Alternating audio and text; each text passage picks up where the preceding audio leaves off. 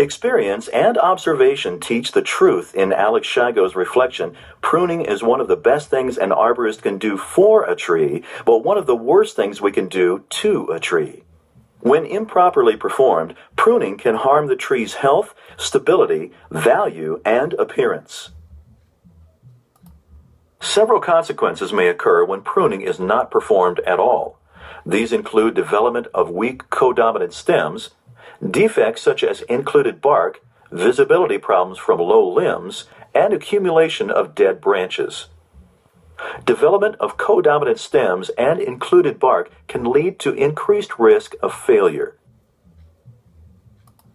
Removing foliage from a tree by pruning branches affects its future growth. Removing live branches reduces the tree's overall photosynthetic capacity, which may create a dwarfing effect. At the same time, growth after pruning takes place on fewer shoots, so unpruned parts tend to grow more than they would have without pruning. This is called shoot invigoration. These principles should be considered when pruning trees and other woody plants. At the end of this lesson, you will be able to demonstrate how to train young trees to develop good structure, explain the various types of pruning and their proper application, show how to make pruning cuts for branch removal and reduction, discuss the special considerations for utility pruning, identify the elements of specifications for pruning contracts. Structural pruning principles are used when pruning young trees or a tree that has not been pruned in many years. If young shade trees are trained or pruned to promote good structure, they will likely remain serviceable in the landscape longer than trees that have not been structurally pruned. Trees that have undergone structural pruning have a lower potential for structural failure at maturity and will require less maintenance later.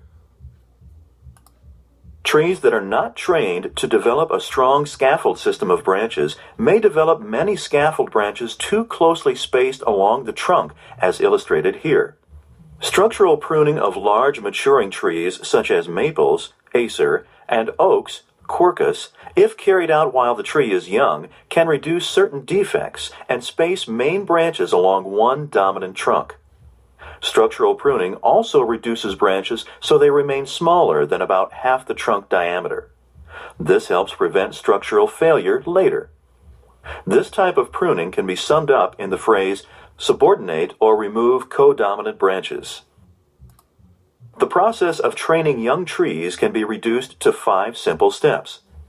Remove dead or dying branches. Establish a leader.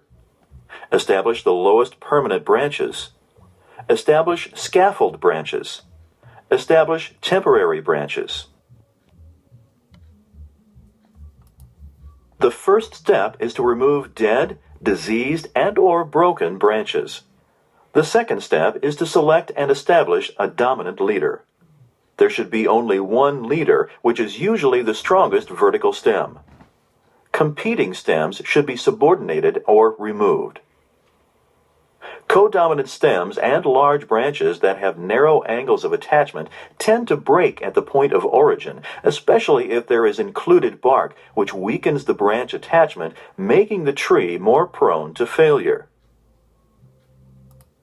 If there are competing leaders, one should be selected and the others should be subordinated, reduced, or removed. To watch the video, press the play button. The leader is the central stem of the tree. Carefully follow the trunk of the tree from bottom to top.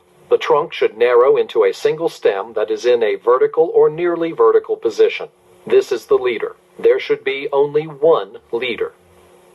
If there is more than one leader, then the strongest and most vertical stem should be selected as the central leader, and competing leaders removed or cut back. The leader should be vigorous, well attached, and in a vertical position. If a central leader cannot be found, then select an upright, vigorous branch that is closest to a vertical position. Again, competing branches should be cut back or removed. Trees that have sustained a broken leader need to be restructured. Cut the damaged leader back to a codominant stem, a vertical branch, or an upright bud. Remove competing stems.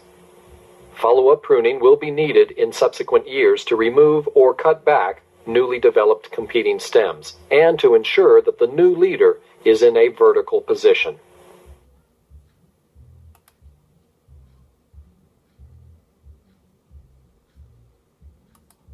The third step is to select and establish the lowest permanent branch. The height of this branch is determined by the location and intended function of the tree. The lowest permanent branch should be less than half the diameter of the trunk at the point of attachment. The height of the lowest permanent branch is determined by the location of the tree and its intended function. Branches selected for scaffold branches should have a wide angle of attachment with no included bark. These branches should be less than half the diameter of the trunk at the point of attachment. The lowest permanent branch is the lowest branch attached to the trunk that will remain on the tree throughout its lifetime. The location and use of the tree usually determine the position or height of the lowest permanent branch. For street trees, the lowest permanent branch over the sidewalk may be 8 feet, while over the street, the lowest permanent branch may be at least 14 feet. For trees in a planting strip, the lowest permanent branch may be 6 or 7 feet, if it is positioned parallel to the planting strip. The first permanent branch for trees in parks or yards will often be lower than that for street trees, but this will depend on specific use and perhaps on maintenance considerations. Look for a vigorous branch with a strong attachment that meets the height requirement. Always avoid selecting branches with included bark. Branch diameter should be 1/2 or less of the trunk diameter, where the branch attaches to the trunk. You may want to label this branch so you know that it has been selected as the lowest permanent branch and you can identify it later. Diameter growth of some branches may become equal to or greater than that of the trunk at the point of attachment. This constitutes a structural weakness. Ideally, scaffold branches should be 1/2 the diameter of the trunk or less. Step 4 is to select and establish scaffold branches. These branches should be selected for good attachment, appropriate size, and spacing in relation to other branches. Scaffold branches should be well spaced, both vertically and radially on the trunk. Vertical spacing should be at least 18 inches for large growing trees and about 12 inches for smaller trees. The fifth and final step in the process is the selection and subordination of temporary branches. These branches should be retained temporarily because they help provide energy back to the trunk, contribute to trunk taper development, and provide shade to the young trunk tissues. Although young trees are often tolerant of severe pruning, the goal should be to remove no more than 25% of the canopy in any 1 year.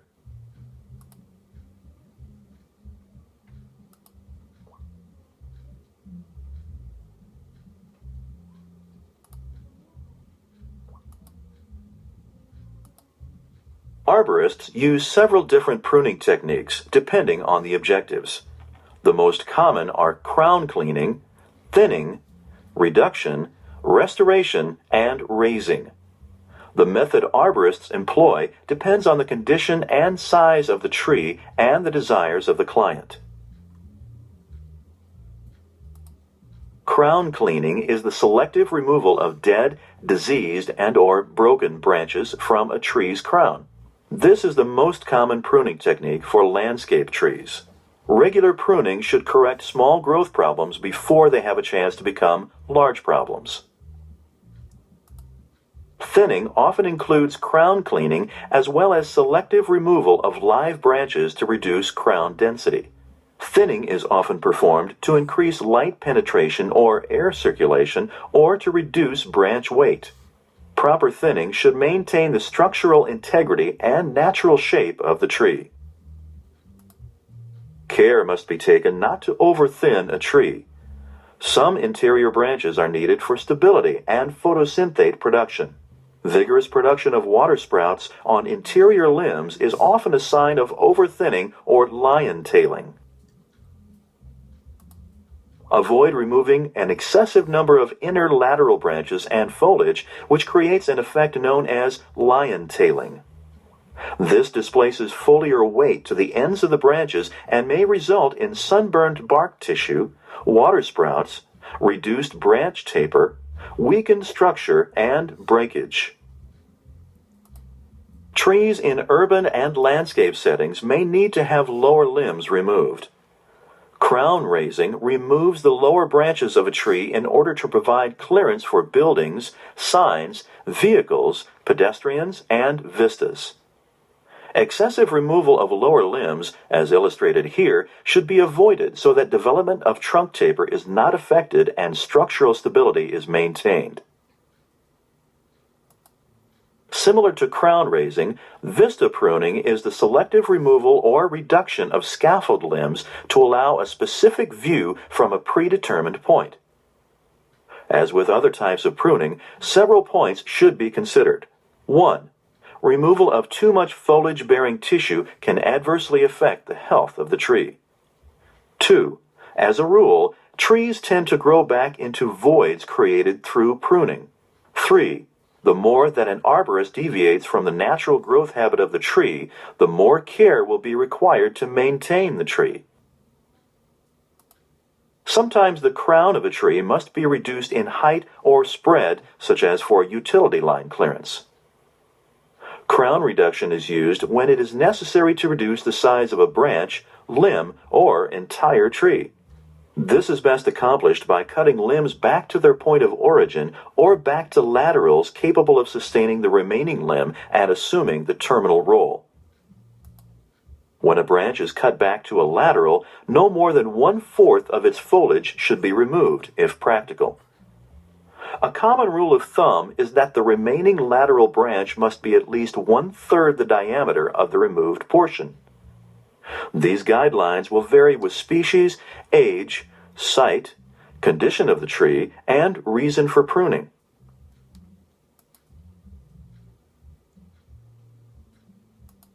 These methods of crown reduction will help maintain the structural integrity and natural form of the tree and delay the time when it will need to be pruned again. It is important to bear in mind, however, that crown reduction is not a standard pruning practice for trees that have adequate growing space. Crown reduction can have a detrimental effect on tree health and structure even when it is performed properly. When you shorten a branch, the remaining lateral should be large enough to assume the terminal role. The lateral must be at least 1/3 the diameter of the branch you remove. The lateral must have enough foliage area to support the remaining branch.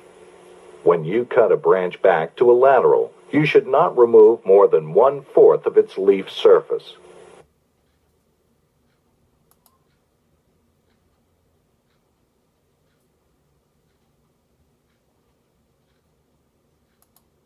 If a tree has been topped previously or has sustained storm damage and has sprouted vigorously, crown restoration can improve its structure and appearance. Restoration consists of the selective removal and reduction of some water sprouts and all dead stubs and dead branches to improve a tree's structure and form. Restoration usually requires several prunings over a number of years.